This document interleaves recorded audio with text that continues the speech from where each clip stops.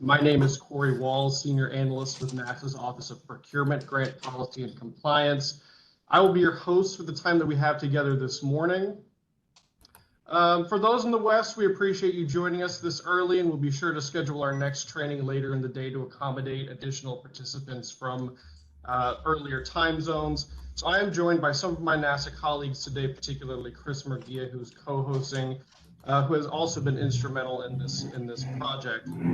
I would like to take a moment to introduce Tanja Thomas, Supervisory Accountant from the Office of the Director, Payment Management Services at the U.S. Department of Health and Human Services. Ms. Thomas will be leading our training and discussing the capabilities of the payment management system today. So as I alluded to a moment ago, this training session is the first of a two-part series designed to familiarize you, the recipient community, with the PMS system in alignment with NASA's transition from the Federal Cash Transaction Report, the FCTR, to the Federal Financial Report, or the FFR, and the shift from quarterly to semi-annual reporting. So please note that today's event is being recorded for later reference and will be posted on NASA's YouTube channel. The presentation slides and a list of frequently asked questions will also be made available following the training. During Ms. Thomas's presentation, feel free to type your questions into the chat box, and we will have multiple opportunities during the presentation when your questions will be addressed that are placed in the chat box. Again, if you would take a moment to make sure that your mics are muted. And without further ado, I will turn over the presentation to Ms. Thomas for our training today. Good morning, or everyone. Yes, still morning here. Okay, I am sharing my slides. So give me a second to make sure that you all can see the slides. So are you able to see them? You sure can, Tanja. Thank you. Okay, perfect. So for your slides today, we will make them available to you after the training session. Normally what I do is take the questions and add it into the material as FAQs. That way you'll have everything in one presentation. But today we're going to talk about the Federal Financial Report 425. Our topic, just to do a background, the goals, how to access the Federal Financial Report module. Then we're going to talk about the module itself. And then there is a page with general information with some links. So just the background information regarding the SF 425 Federal Financial Report. It can be done in different reporting systems. It can be done quarterly, semi-annual, annual, and finals. Also, reporting can be done in multiple systems. Based off the executive government-wide objective to reduce grant recipient burdens from reporting in multiple systems, that's why we have one FFR report now. So this has been in place for a while, and these are just some of the government-wide objectives where this came from, which is the Data Act, Section 5 Grants Pilot, the OMB Memo 1824, and also the President's Management Agenda. So NASA's goal is to consolidate the Federal Financial Report for all their grant recipients through the payment management system for the period ending April 2024. Again, this will help to improve consistency, so it's just a one source report, able to share data between different financial systems. It also helps assist NASA with grant closeout and monitoring. And also it helps to assist with expired payments. So currently, this is how PMS is set up with NASA. We have the following centers in payment management system, okay? So when you're doing, just a little background, when you were doing the quarterly cash transaction report, you did it on a PMS account level. Now, when you're doing the Federal Financial Report, it will be done at your grant document level. So if you're getting grants from multiple centers, then yes, you will have your, you will be able to select your center and then do your reporting for whatever center that is. You will be doing semi-annual reports through the payment management system. So your first semi-annual report will be for the quarter ending March 31st. It will be due on or before April 30th, and that will be to recover your period from October through March. Your second semi-annual report is for the period ending September the 30th, which will be due on or before October 30th. And that will be to cover the periods April through September. These are the current agencies that are utilizing the FFR in the payment management system currently. And we are adding more agencies to this list as we speak. So how do you request access to the module? So if you're new to payment management system, this is our webpage. We ask that you always bookmark at the main page, pms.psc.gov. You will go to the user access tab. But we also have a tab if you always, anytime you need additional information as grant recipient, there is a tab for grant recipient. From the drop-down menu, we have a lot of information there. As you can see, we already have information on our webpage in pink for our NASA grant recipients. And you can always click on read more to find additional information out about how we deprecated the FCTR and now what is required in terms of your federal financial reporting. So under user access, if you're new to payment management system, you will submit a new user request. Also, if you have been deactivated, so after 60 days of non-activity, we do deactivate you from the system. So you will go here for new user access if you need access to payment management system. So for our new users, I'm just going to go over this quickly just in case we do have new users online. Under the new user, under user type, you will select grant recipient, enter your email address, confirm your email, select the request verification code button. You will receive a request email. You're going to take that code, enter in the verification box, set up your security question and answer, and then hit submit. One of the things I do want you to be aware of, please make sure if you do not get the code in your inbox, please check your spam or junk folder. It does not take that long normally for the code to be sent to you. Also, depending on how many the traffic flow, it can take up to 15 minutes to receive the code. So always tell individual, please don't keep selecting the request verification button because it will override the previous one. So here you will select the add button once you're on the screen. You will enter your legal organization name, and that's how you was established in payment management system by NASA. You will enter your EIN number, and we need the PMS 12-digit EIN number. And you can say all accounts yes and click save.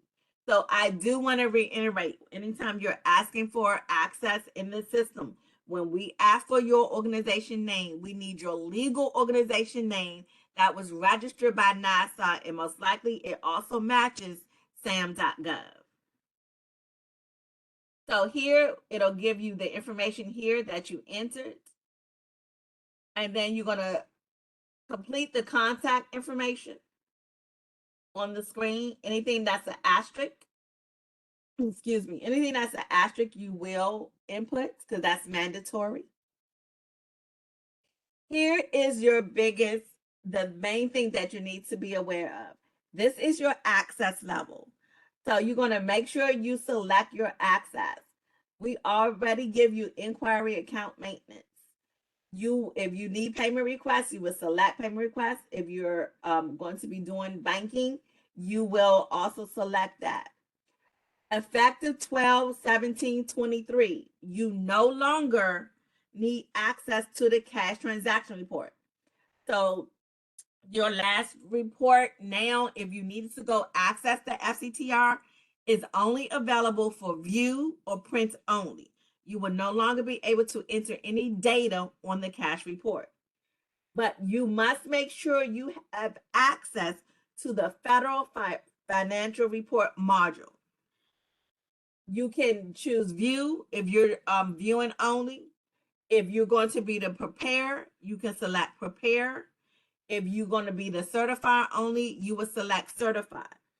If your organization internally decides you are both the prepare and the certifier, then select both prepare and certified.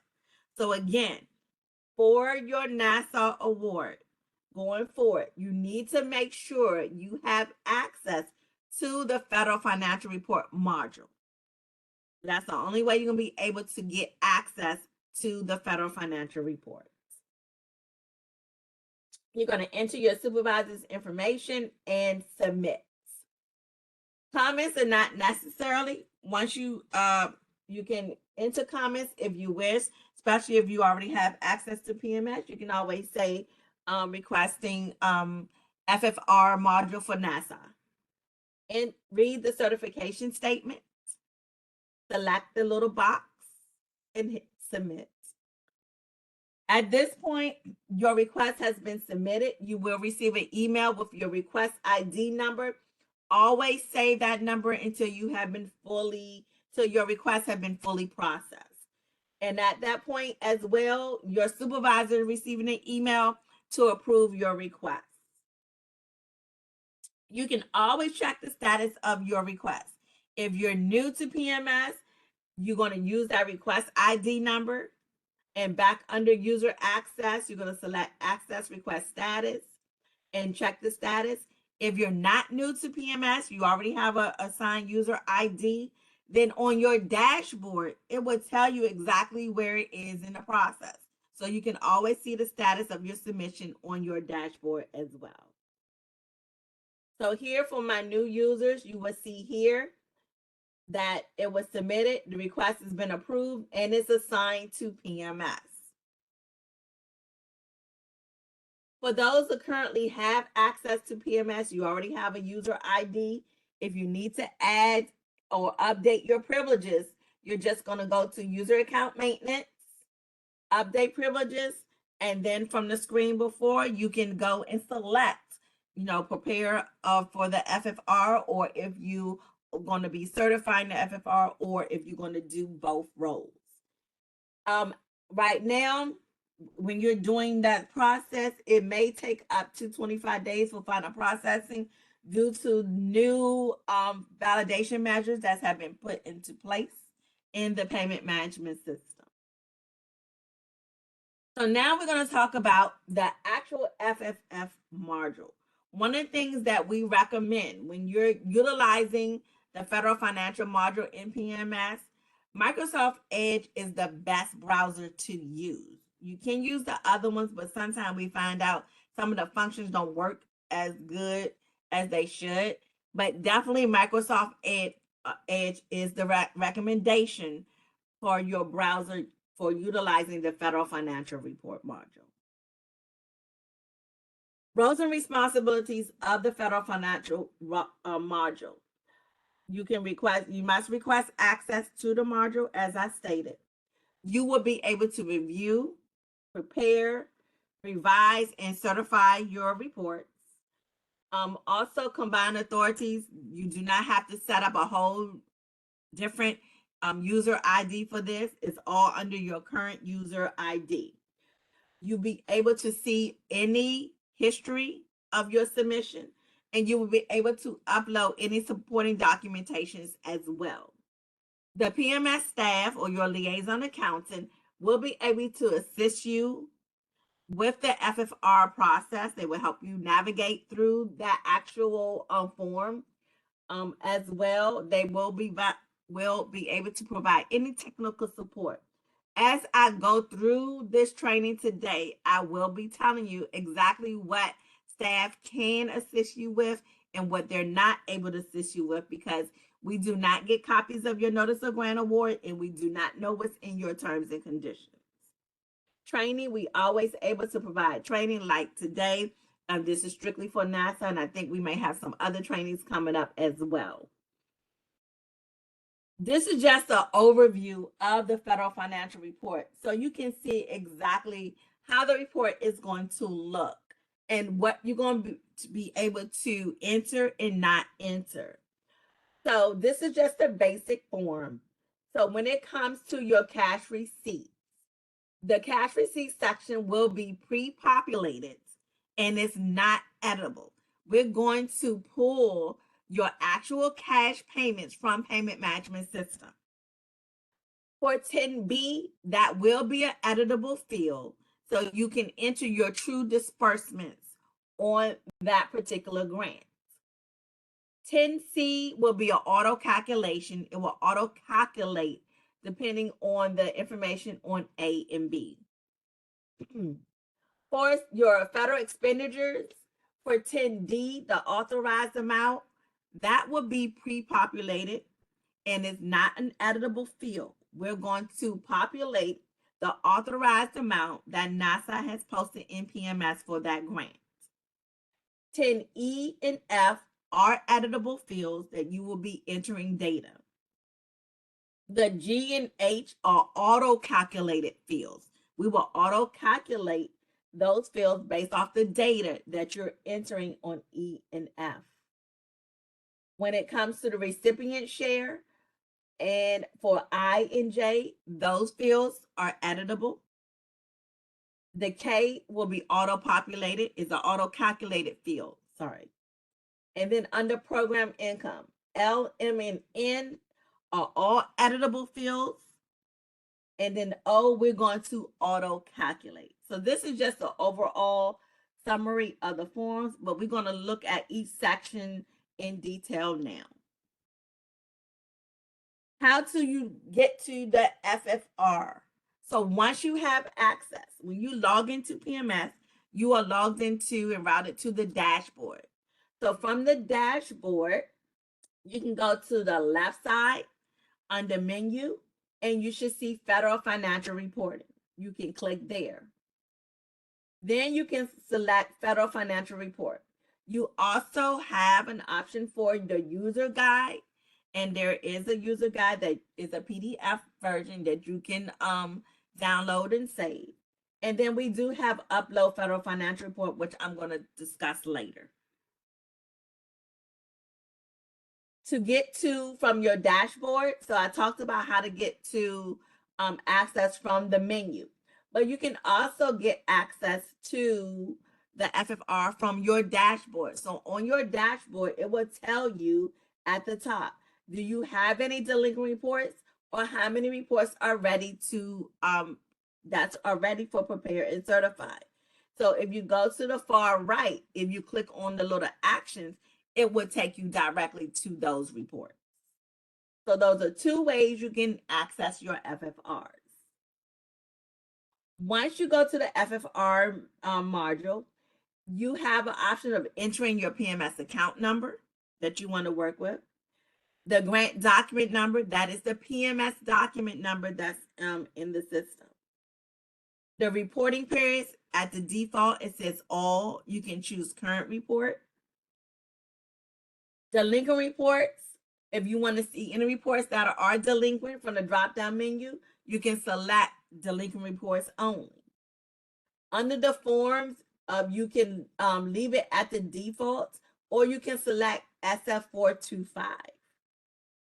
Reporting statuses. There are several different types of report statuses, and as I go through this presentation, I will talk about those different types of statuses. And then agency ID. From the drop-down menu, you will select which agency you're doing your report for. So it will be NASA, and then you have your different centers.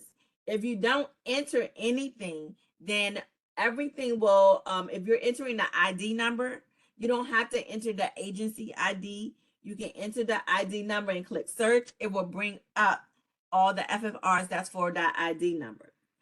If you just enter the PMS account number, you can just enter that and click search. It will bring up all the FFRs for that specific PMS account number.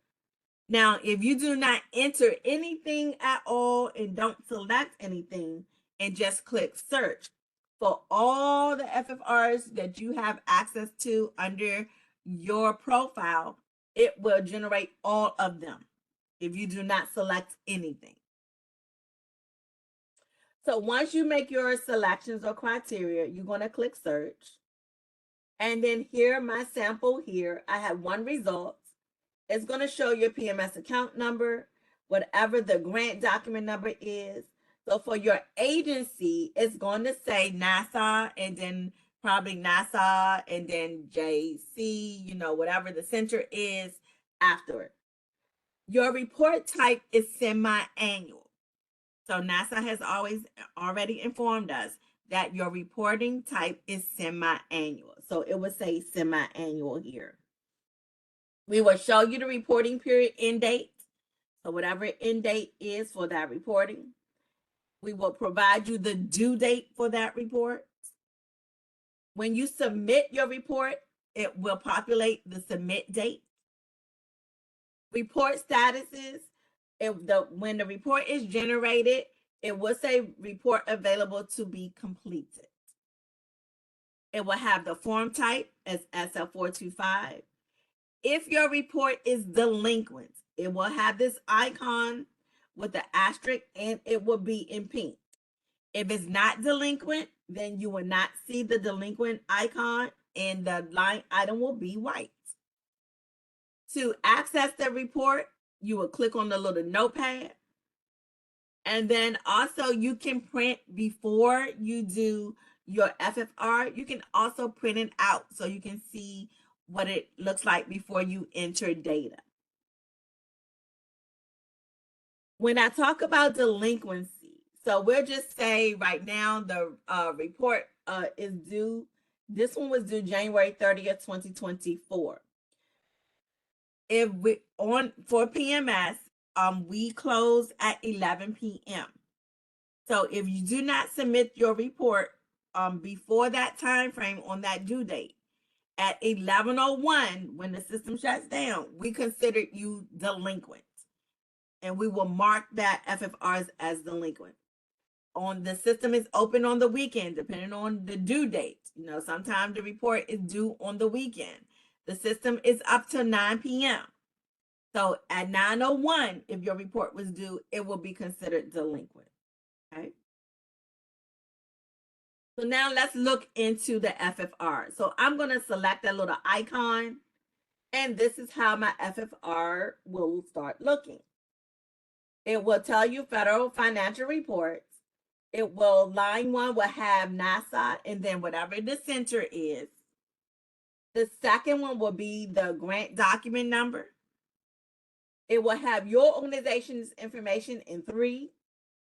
4 will be the UEI, and 4B will be the EIN number for your organization.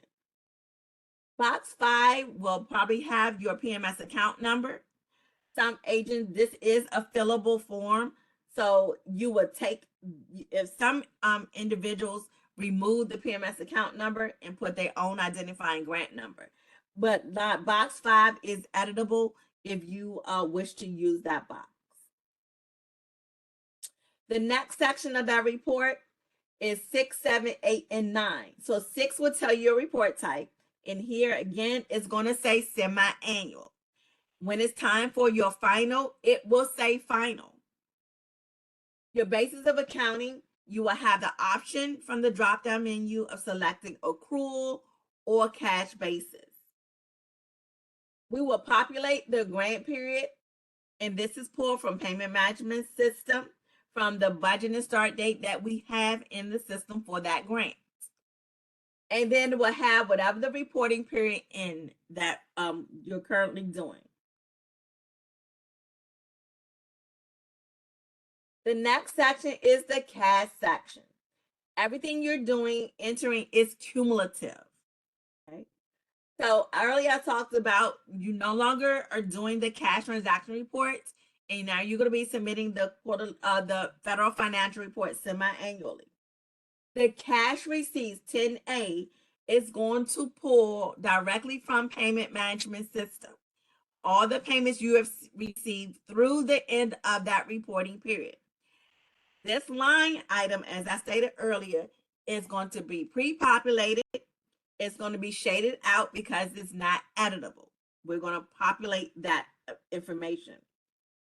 The cash disbursement section is an editable form. So here, editable line. Here, you can enter your actual disbursements for that actual grant. Line C is the auto calculation, and we will auto calculate that based off the data from A and B. When it comes to your finals, so at the top of your page, I'll talk about finals. When it's time for your finals, you would not be able to submit a final FFR if 10A and B and 10E does not reconcile. The system does have validations in here that lets you know, oh, well, you can't submit because A and B doesn't match your actual expenditures that you are reporting. And this is for your finals only. So the next section is your federal expenditures and unobligated balance. For 10D, where it says funds authorized, that will be a pre-populated field and non-editable. It will be shaded out like the sample I have here. We're going to auto-populate the authorized amount from Payment Management System for your specific grant. 10E is an editable field. You will enter your expenditures for that grant. 10F, you will enter your unobligated obligations for that grant. For G and H, these are auto-calculated based off the data you're entering in E and F.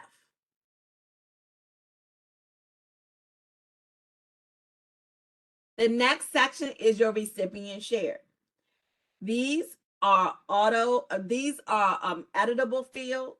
If you're required to enter recipient share, you will enter the data. If not, you will do 0. And the system will auto-calculate on line K. Also, while I'm here, you see on the right side, these little eyes on the right-hand side. These are little tooltips. So if you click on the little icon, it will give you a brief explanation of what that line item is. The next section is program income. So here for your program income, lines L, M, and N are editable fields. So if you're required to report program income, you will enter the information. If not, you can enter zeros. And line O is an auto-calculated field.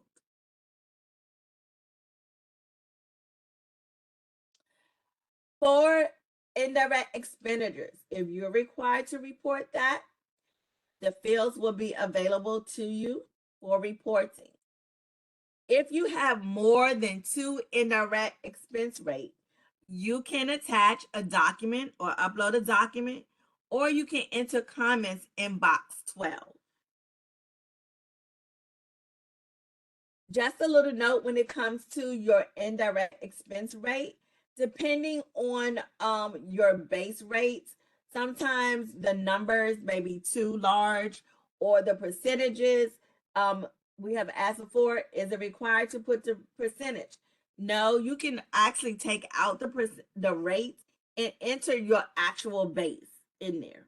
Okay, that is an option. And then you can always enter comments in box 12. So here is box 12, and this is a 4,000 character limit. So if you have larger than that, then you're going to be able to upload supporting documentation. So once the top portion of your FFR has been completed, then if you are the preparer, from the drop-down menu, you're going to select your name. The system will auto-populate the other fields based off of your profile. And then you have an option as a preparer. It says save or submit. If you are both the preparer and the certifier, then you will be able to submit. If you are just a preparer only, then you will have a save button only. You will not have a submit button. You can, if you're preparing the report, you can prepare it, save it, and then come back later. The data will be there if you started entering data. So the data will save, and then you can always submit your report later. So since I am both the preparer and the certifier, I hit submit. It'll let me know that the report has been submitted as a preparer. And then now, as a certifier, I'm going to go in and under 10B from the drop down, I'm going to select my name. All the other fields are all pre-populated based off the profile. And then I can hit certify since I'm ready to certify the report. As a certifier, if I feel that, oh, something needs to be changed, if I have preparer access, then I can edit the report. If I'm only the certifier, then I need to let the preparer know, oh, can you please update such and such a line? And they have to go back and update the report and then go back submit in order for you to certify. So I just talked about the signature lines. So once the report has been submitted, the report status is changed. So before, the report status stated report available to be completed. Once you submit the report and it's certified, the status would say report certified pending agency approval. At this point, it has been routed to NASA for them to review and approve or reject the FFR. If for any reason you need to edit the FFR, you can do so. So if you go back to the line item and click back on the little notepad, as I call it, once you back on the FFR, at the top of the page, you'll see here it says edit report. And at the bottom of that page, it says edit report. Once you click on it, it will reopen all the editable fields. And you can go back in and make your updates and then just go back through the certification process and submit. So you may do or revise your reports. There also is a function for you to upload the FFR, but you have to use the actual template that's in Payment Management System in the module. So you would do is you would download the template, and you would, under group actions, there is a file upload module and download. Okay, so you will download the template, you will complete the template, and then you will upload that template. You cannot actually upload a physical FFR 425. You have to use the template that we have in PMS and enter the data there. Here, as I showed you earlier under Federal Financial Report, once you completed the template, you're going to go and say upload the Federal Financial Report, and you have an option. You will select the file that's on your computer, or maybe you've already had the files and you saved it, and you can do it that way as well. Once you select your file, and then you're just going to hit the upload button, and it will upload that FFR to PMS. The only thing is you still will have to go back into the system, into that Federal Financial Report, and certify the report and submit. The next section is just general information I'm providing to you. These are just links to different reporting here, also to the manual for the 425 as well. And if you need assistance, the help desk, you can contact the help desk. And these are our hours, Monday through Friday from 7 to 9 Eastern time. We also have online assistance as well. And then your PMS liaison accountant. On the web page, you can go to that section, go under non-HHS, look for NASA, and select go. And I will show you that in a second if you don't know who your liaison accountant is. And then select go, and it will provide your liaison accountant name and email address. So I'm going to take questions at this time. And I know I do have time. I'm going to kind of do a live demo for you as well, so you can kind of see it. So at this time, I'm trying to see if I can see the chat box, because it disappeared when I did the when I did the share the screen. So I don't know, Corey or Chris, you might have to help me with the Yeah, questions, if you don't absolutely, mind. Taj. We have a few that I wanted to capture for you. Okay. Uh, I'm gonna scroll back up to the top and see if we can start there. Give me 1 second. Okay, that's fine. And while you're doing that, I did see something come through about the presentation. We did mention earlier, I will be providing Corey and Christopher the presentation after this session, because what I do is try to capture the questions and add them to the presentation as the frequently asked questions. Okay, so they will be receiving the PowerPoint presentation, and then Corey and Christopher will provide the PowerPoints to you. Okay, so I did see that kind of come in. The first one we got is, so do we have to enter the new user access request to be able to log in through ID.me? Yes, if you for that, yes. So if you have not done that yet, have not accessed PMS yet through our new security process, you will have to do that. The type of system we are a high FISMA system. It is a more secured way of accessing payment management system, and that is the security login that we are required to use is ID.me. That is the only way you're going to be able to access the payment management system. The next question we got was in current FFR, items cannot see NASA awards. How do we add? Okay, say that question for me one more time, please. Yeah, so basically, I think the person asking the question was asking if they're not able to see the NASA awards for the current FFR. Do you have to add them, or will they appear when they open? Okay, When they're available to report it in. For reporting. So the way the reports will work is yours is due. We're doing the first one for the quarter ending March 31st. So on April 1, the reports will be generated and available for you.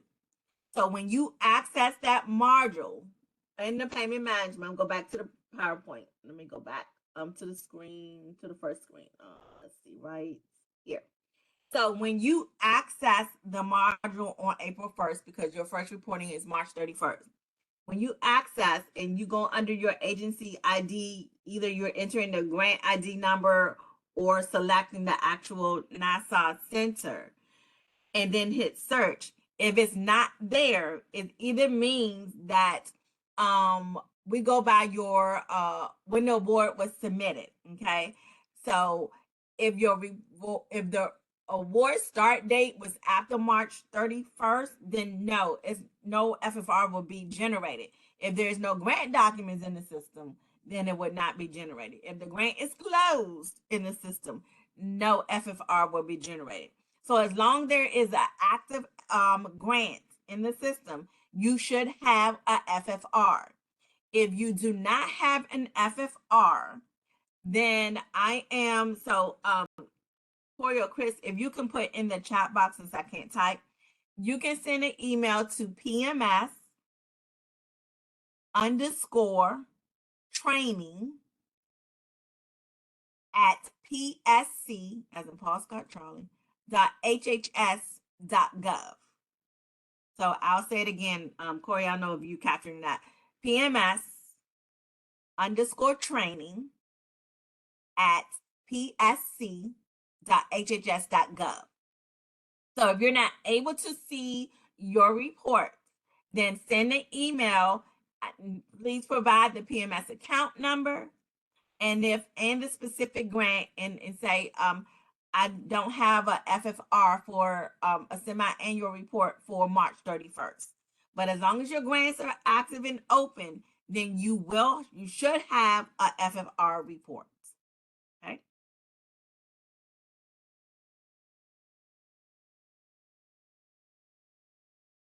Okay, great.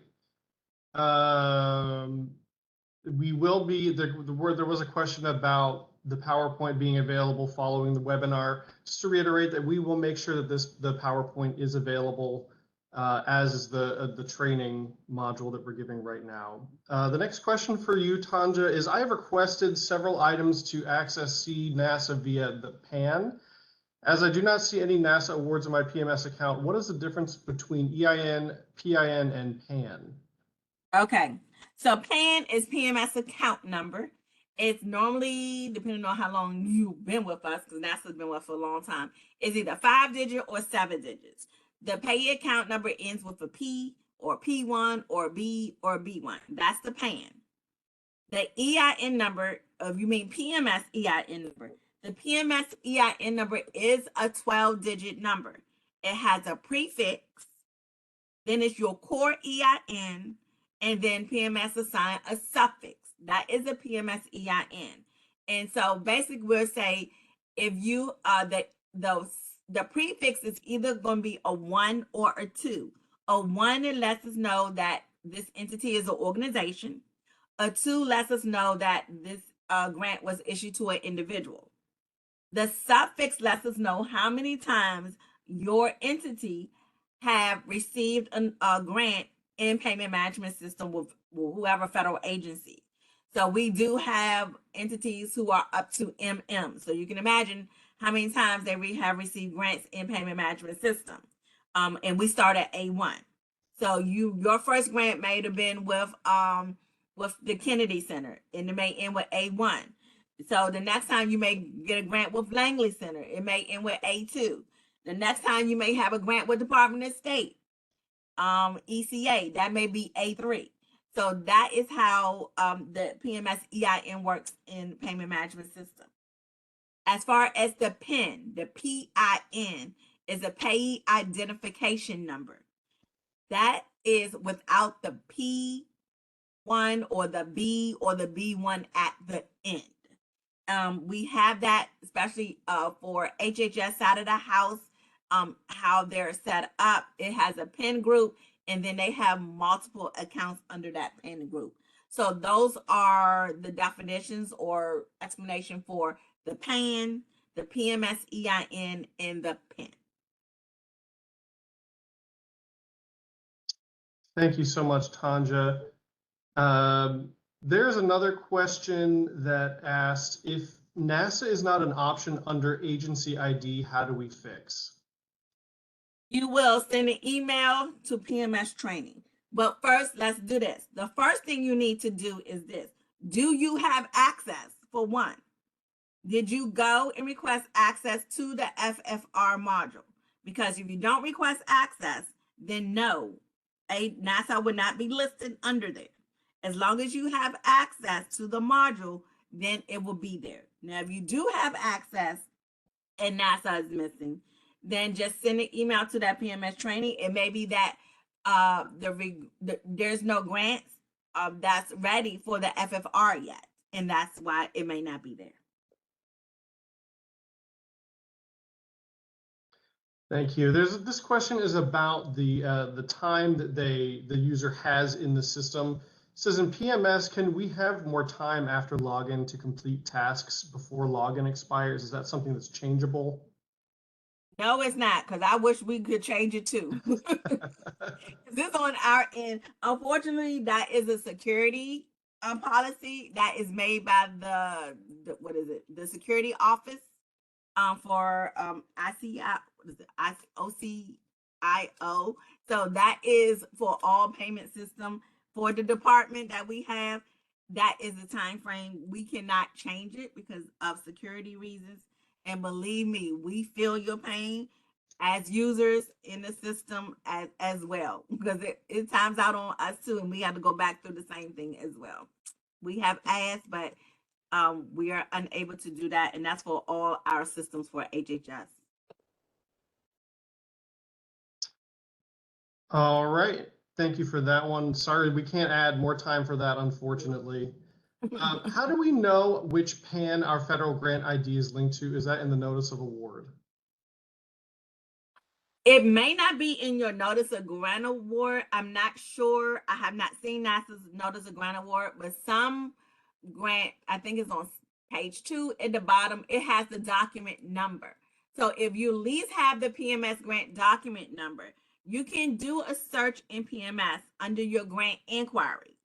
Once you put that, the grant inquiry, I think you'll be able to do it by your grant number. It may ask for the account number.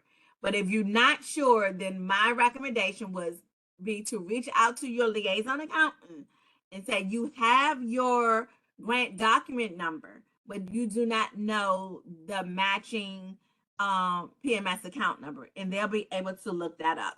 You can always send it to the training box as well. Long as I have the information, then I can look it up and tell you the actual grant document number. The matching PMS account number.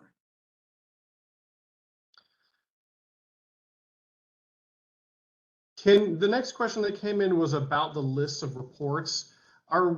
Is it able to be downloaded or exported to Excel? You would download. So I'm going to go through that. When we do a live demo, we have time to do a quick live version. You can download it into Excel. So the Excel format has to be in CSV in order for PMS to accept it. Okay. The next question is about the 11 p.m. time, the close time for PMS. Is that Eastern? Yes, we are on Eastern time. So our system is open 5 a.m. to 11, Monday through Friday, except for holidays. And then 9 to 9 on the weekends. And I always inform everyone, please make sure you check Payment Management System webpage, because sometimes on the weekend, we may be doing maintenance and it may not be available. But everything is Eastern time. Gotcha. Thank you so much. This question is about the FFR module for folks who have access already in a different agency. So I think you may have touched on this already, but will they automatically get access to the NASA FFR module? Is there anything that they need to do to make sure that they do have access? No, if you already have access to the FFR module already for other agencies, is already selected, and you already have and you already doing NASA awards, then you should automatically we will automatically put that NASA agency ID to your profile, because we've already identified your NASA grants. Thank you so much. Where should we find the EIN number? Is this different from the employer identification number? The site talks about a 12-character alphanumeric value. Okay, so yes, you have, if it's on your notice of grant award, and again, I have not seen NASA's notice of grant award, but I have seen other notice of grant award. On other notice of grant awards, I have seen where they have the document number and provided a PMS EIN number. It is, again, begins with a 1 and it has a suffix at the end. It may already be provided on your notice of grant award. On your NPMS, I'm trying to think, we have 4 different inquiries for grantees, and I'm trying to think if it's on one of those at the top of my head. It's not ringing a bell to me, but that's where you will find your PMS EIN. Now, one thing is this: if you were new to NASA, normally when NASA establishes an entity, we provide NASA the PMS PIN and PMS EIN number. I'm not sure what they provide to their grantees. Some agencies, we have informed them, can you please provide both the PIN number and the PMS EIN to new entities when they set that up? So if you don't know your 12-digit EIN, you will have to reach out to us and we will have to provide that information for you. But I think it may be on your notice of grant award. Where would one be able to find a performance report? That would have to be NASA because PMS only has the federal financial report, not your progress report. Yeah, that's what I was thinking. So the performance report, we don't have a specific report, but we do have information in our grant and cooperative agreement manual about the format for the performance report. So if you have access to our grant and cooperative agreement manual, please check out the section on reporting for that particular report and when it is due. There's a lot of questions and a lot of comments in the chat about the ID me stuff. I'll sort of go through them. I see some good conversations between folks, sort of problem solving. The first question that we got was, I have a PMS account, but I've been unsuccessful in setting up an ID me account. The instructions said use personal info because you should only have one account. When I tried to add my work email to that account, it said an account already existed. So I think generally what my question would be, and sort of a follow-on to that, Tanja, is do you have or do you know any contact information on how folks would troubleshoot their ID me account? Yeah, on PMS, and some people may not go on there, but on the webpage, let me see if I can get, oh, I'm right here already. Is my screen still showing? It is, yes. Okay, so this is for those who live outside of the United States, because I was helping somebody earlier. If you go back to the IDME Help Center on our page, we have different topics and different instructions here about how to actually troubleshoot your actual IDME accounts. So you can always go here. And also there is on the home page, let me go back. On the home page here, the very first part we talked about, to read more in the process, there is contact. You can go, if you're having issues, you can send an email to the XMS help. You probably have to provide them a couple of days because just imagine how many emails they're getting right now, but they are responding to them. So we do have some self-guides on the system regarding that.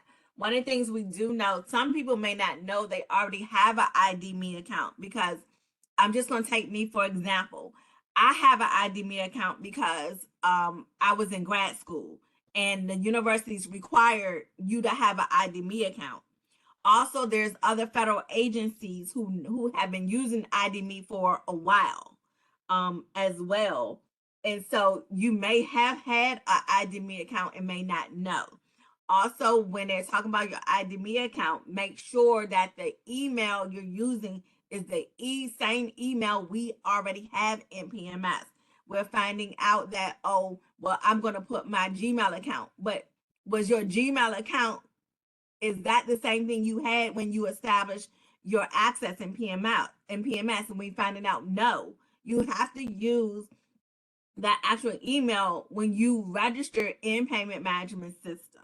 So these are a couple of self-training resources. And again, if you still get into a block or by, my recommendation was to send a request to the XMS help desk and allow them time to respond. And it may take a day or two because they are getting overwhelmed with so many emails. Okay.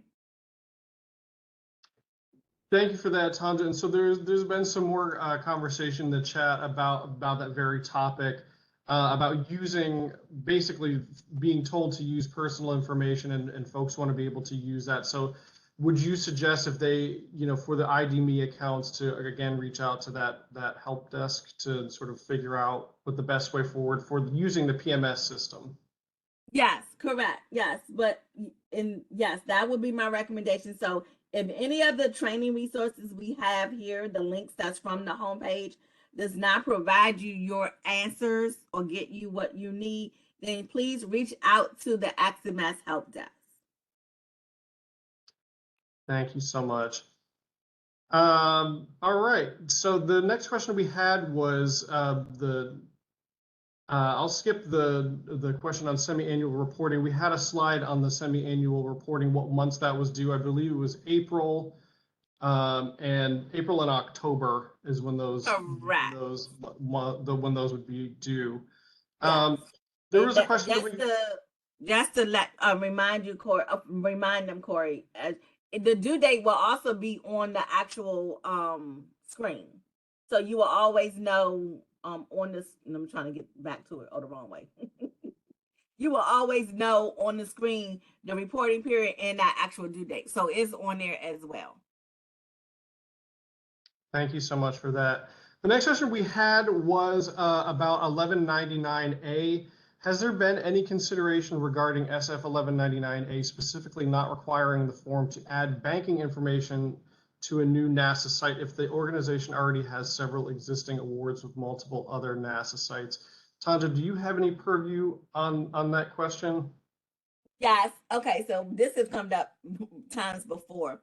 There's something we are working on in the future. I can't tell you when. Regarding this, right now, the reason why we don't have a capability of transferring from one PMS account to another, because a lot of times grant recipients don't use the same banking for all their grants. We do have some agencies, they may have different bureaus within that federal agencies, and the grantees are not using the same banking for each one. So we never assume that the banking is going to be the same. So as of right now, you have to use that process. Now, the only thing that you could do is if you have, we'll just take, we'll use Kennedy and Langley. So you got a grant with Kennedy like last January. But then you get one with Kennedy Center. You can use the same as 1199 as long as it's within a year's time frame. If it's not, if the date is outside of a year, we do require a new certified one. So if you received a grant, we'll say January from Kennedy Center, and then now is what, February, and you received one from Johnson, you can use the same as SF 1199 because it's within the same time frame. But if it's outside of a year time frame and we can see the date, you know, the dates that's on your forms, then we can't use it. You don't have to keep doing a new one each time, but just remember it has to be within a year's time frame. But right now, that is, we have looked into it because we have had that question. That is something we are trying to enhance in the future. I just can't tell you when that future date will be. We also had questions. Well, you already set up in SAMS. We do not pull that banking data from SAMS. We don't have no way at this time to pull that data from their system.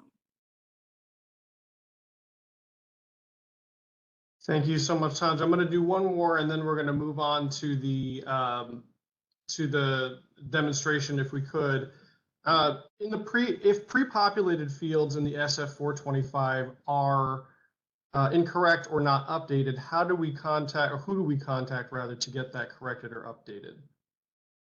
Depends on the field. Now, cash disbursement line 10A. So let me go. Let's look at this field. Let's do this one. Okay, so 10A cash receipts. That gets updated through the end of the reporting period, not when you do the report. The only time we'll update the full amount is on your finals. The finals will pull from the inception of the grant through wherever you're pulling.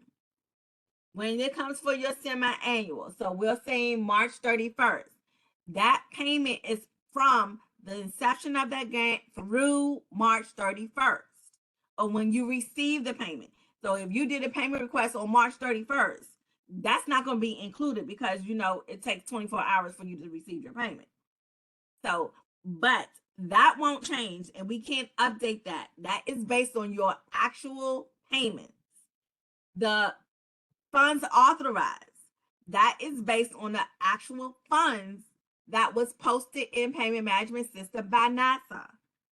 So that will update if they do a de-obligation in the system or if they add money, but it's as of that period. So if they de-obligate before the end of that reporting period, then it will update automatically.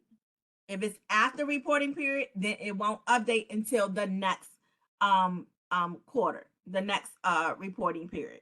Okay, so those are the only two that's pre-populated, or just those two items. Thank you so much, Tanja. I will say, folks, keep posting your questions and comments in the chat, and we will get to those in the next question and comment period.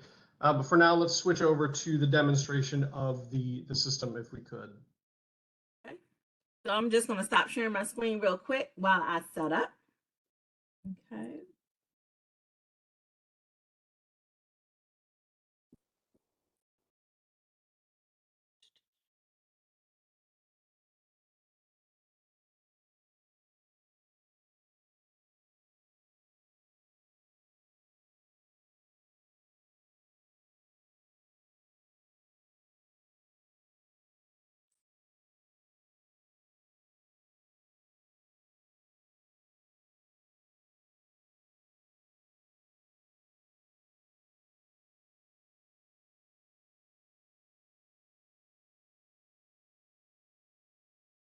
All righty. I have logged in as a grantee.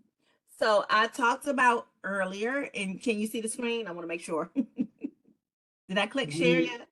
We're not seeing your screen yet, All Tanja. right. There Now, it is. There it is. Okay. Thank you.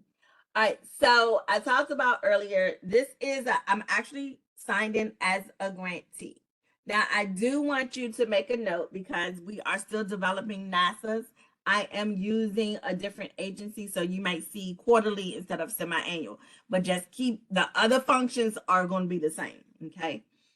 So I talked about accessing your FFR different ways. From your dashboard, when you log in, when you get access to the FFR module, you will be able to see on your dashboard how many is delinquent and how many is ready to be prepared. You can just click on the actions and it'll take you directly to that, to the FFR screen. So it will automatically bring up the actual report. Okay. So I'm going to go back to the dashboard. And then the other way I talked about was here on menu under federal financial report. So you have your federal financial report, the upload feature, and then you have your user's guide. And you're going to use the 425. The one at the top is for Department of Labor grantees only. So you're going to be using the 425 guide here. You can download that. It is in a PDF form. So I'm going to go back to the federal financial report. So here's my screen that I'm here. So I can, you have all periods. So when we talk about current periods, whatever the current period that we in. So for instance, our current period right now is December 31st. That is the current period that we're in. If you can leave it at the default, it'll bring up everything. Delinquent reports, if you just want to see only delinquent reports, you will, from the drop down menu, show only delinquent reports. Otherwise, leave it at the default.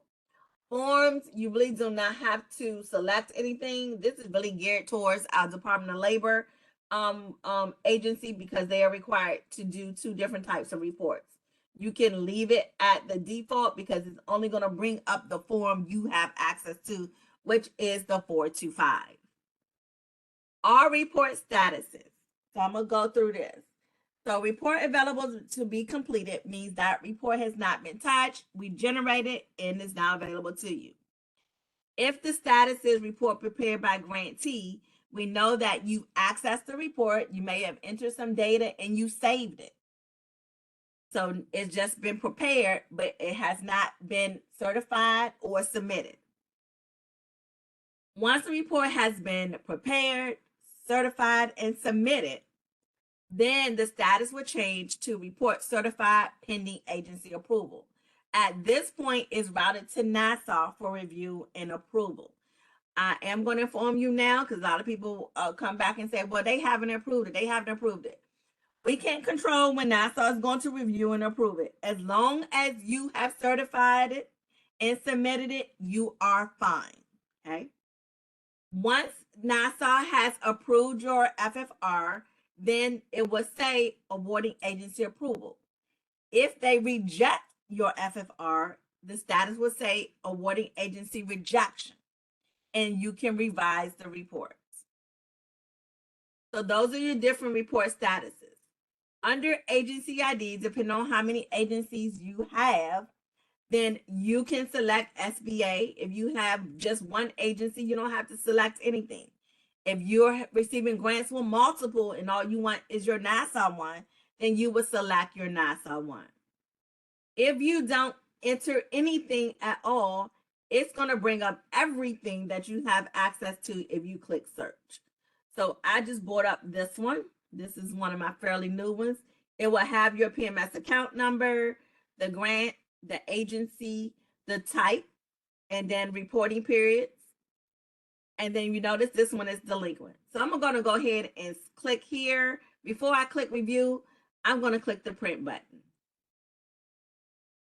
So here you will see the actual FFR. Okay. It will show you the actual FFR before data is entered. So you can just see. We do have attachment pages that let you know about your agency. And then once the report has actually been reviewed by the federal agency, it will provide the reviewers information in any comments if the awarding agency enter a comment. So you can always save this as a PDF if you wish, or you can print it out. So I'm going to go into here for review. So these are, and I just went through all of this. So here I talked about your basis of accounting. You can choose accrual or cash, depending on it. For 5, if you know your grant number by another number, you can enter it here.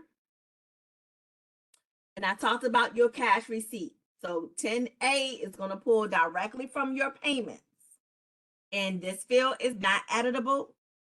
However, for your disbursements, and this will work like the cash report. Now, one thing I do want to mention regarding the difference. When you did the cash report, your cash report was done at the PMS account level. Okay. When you're doing your federal financial report, it's done at a grant level. So when you're doing your disbursements for the grant, you may say, for instance, this right now shows 0 payments. And maybe you have actually dispersed $50,000. You would enter $50,000. Oh, not 500, sorry. $50,000. 10C will let us know that you're in the negative. So we're expecting you to, this is almost like a reimbursement. So you're going to put your actual disbursements through the end of the reporting period on the actual form. Okay.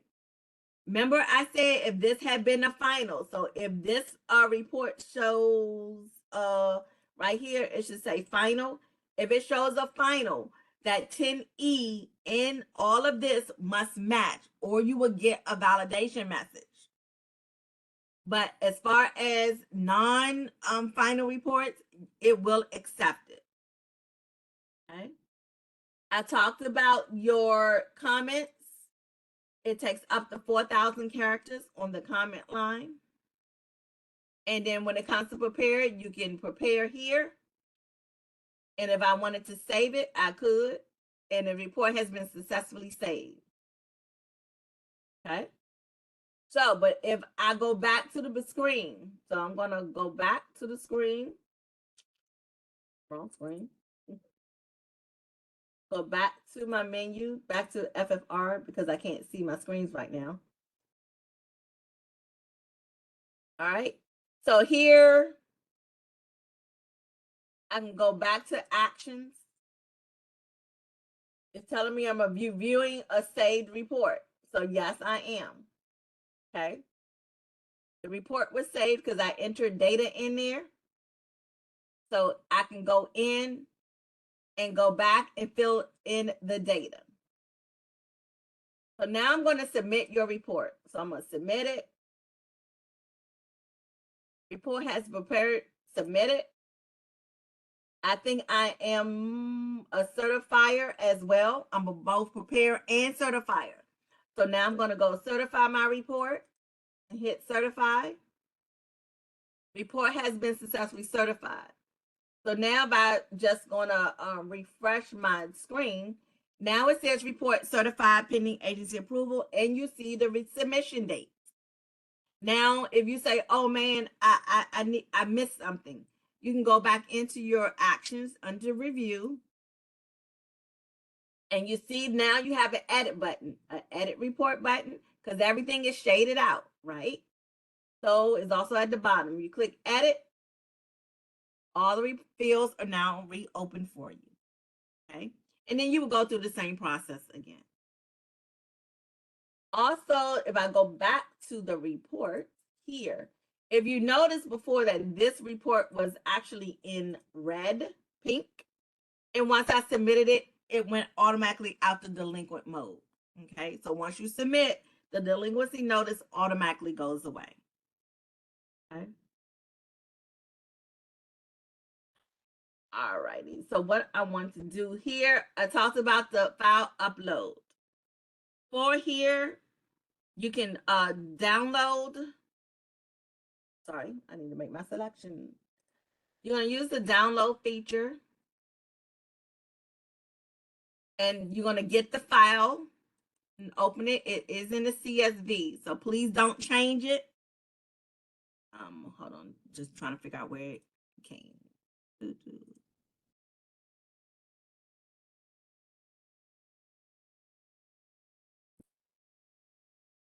All right, where's my file? Oh, here it is. Let me move it to the screen for you.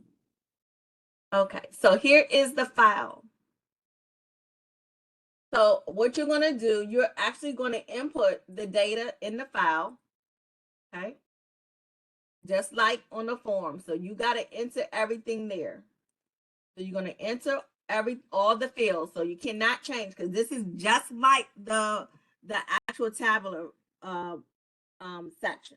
So you're going to make sure you enter the information, 10E, so I'm going to say 50,000.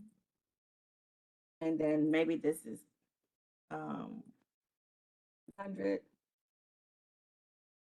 Okay. Then you're going to just fill in if it pertains to you, not. If that, you're going to keep going, then you're going to save it. So I'm going to save my file. Save it as, put it on my desktop.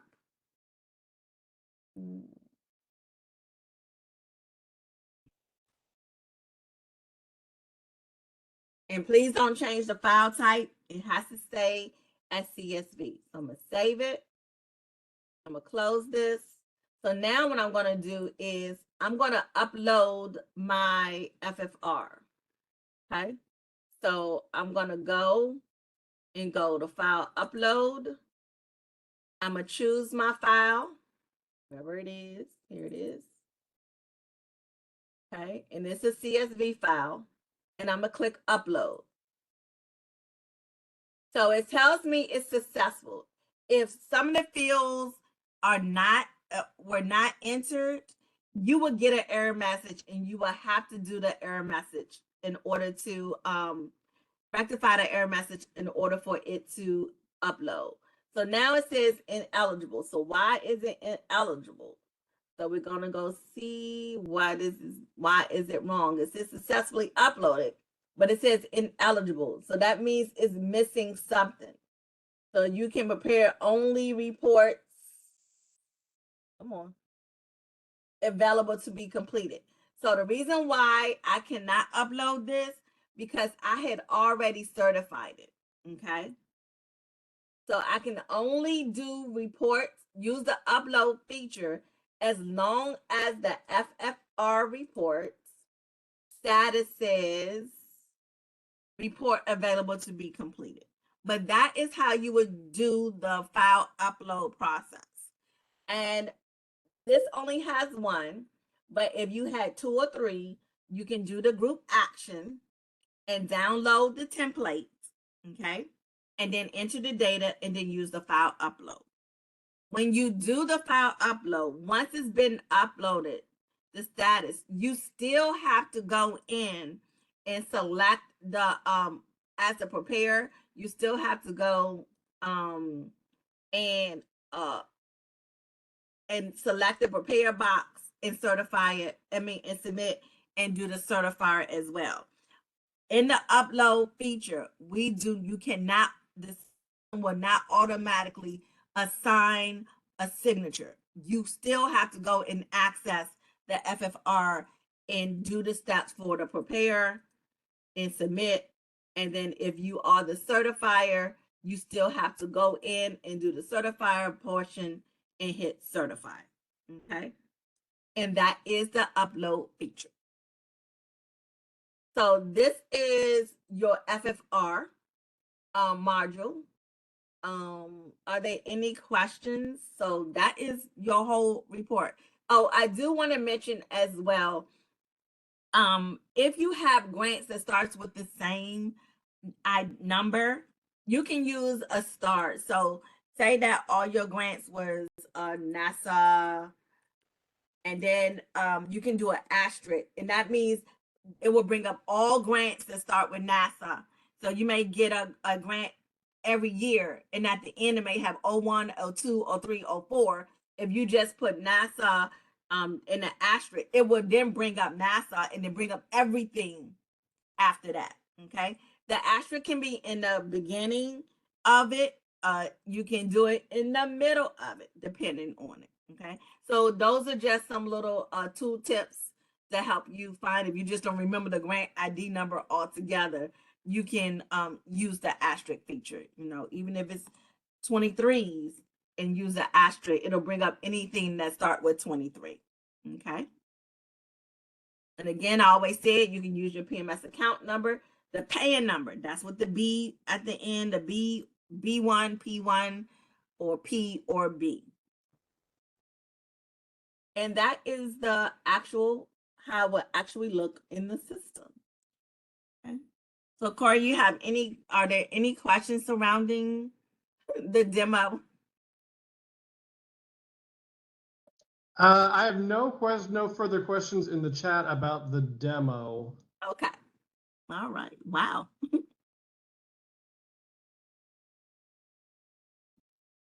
So since I have the page open, I did talk about finding your liaison accountant under supports. If you go say find my liaison accountant and just go under, you're under non-HHS, because these are our HHS counterparts. If you got a grant with HHS, then you will go here.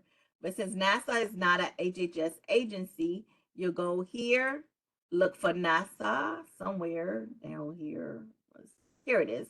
You click on NASA, hit go, and it provides you your liaison accountant and their email address. So that's how you will find your liaison accountant if you do not know that individual.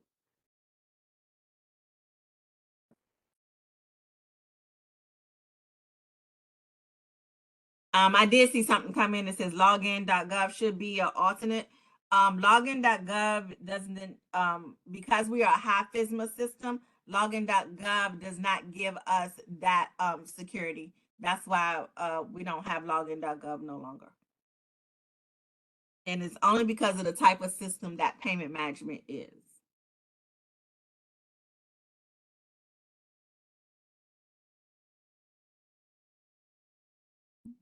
Any other questions, Corey? No, for one question just came in from Kate. Consolidated reporting is no longer an option, then everything is at the grant level now. So one FFR per grant versus one FFR for 20 grants. Is that correct? That's correct. So that is not a NASA rule or payment management rule. That is a OMB guidance. OMBs, when they do the FFRs, you're reporting at the grant document level. One thing just to let you know, the cash transaction report was a report that was generated or used by payment management system. That was our reporting. And our reporting was done at the PMS account level, because when you did your cash, when you draw down funds, you requested funds at the PMS account level, and you just selected all of the grants that you was requesting funds from. Since OMB has implemented the one reporting source, which been many years now, that's why you have the individual FFRs back grants. So that is not a regulation that PMS or HHS put in place, nor NASA. That was regulated by OMB. So that's why it's at the grant level and not at a account level, because again, the cash report was a PMS report. There was a question that just came in from Andrea Salazar about drawdown of cash. Will you be showing the drawdown of cash funds in the PMS system? This training is focused solely on the FFR reporting. Are there any modules or anything that you have access to that would be helpful for showing people how to do drawdowns, Tanja? Yeah, so what I'll do is this. Before I did this for the other agency, it seemed to work well. I would do a combined PowerPoint for NASA. So what I'll do is, if you can give me a couple of days, I'm going to do a complete training guide, which includes everything. And I will put it in this PowerPoint presentation, and it will be fully a completion, and it will include the FFR. So that way you'll have whatever guidance and steps. Because I think I haven't done a training for NASA in I don't know how many years. Just a special thanks to Jen. She posted the link for training on drawdowns from the PMS system. But again, we will, as Tanja just mentioned, we will make this available on NASA's YouTube playlist, with the Grants and Cooperative Agreement playlist. One last question, and then we're going to wrap up. That just came in: is cash receipt editable for reporting period, quarterly or semi-quarterly? Other agency NIH is editable, but can't edit for final. Is this the same for NASA too? No, NASA's guidance is cash receipts is non-editable no matter what quarter it is. Every agency provides requirements. So if you had NIH, the NIH requirements were made it editable. NASA, no. That was always be a non-editable field for cash receipts and pre-populated. You will use 10B to enter your actual cash disbursement. So every agency does something different, but no, that's why NIH and NASA are different requirements.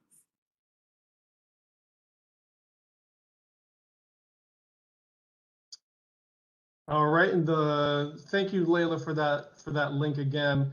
And again, for this, it will be sent out via the email, the same email address that we sent out the invitation to this meeting for.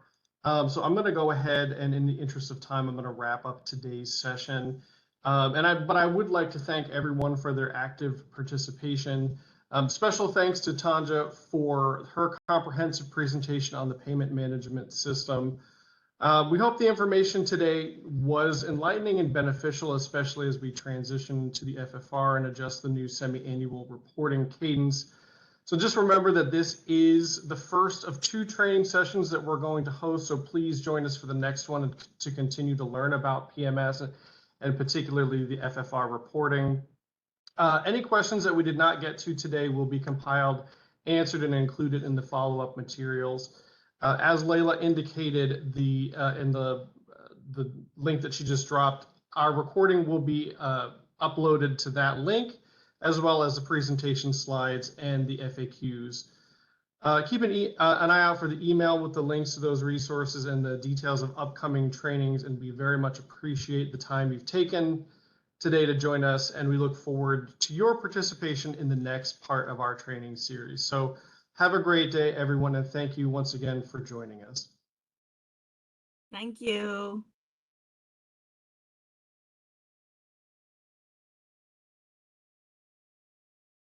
Thank you.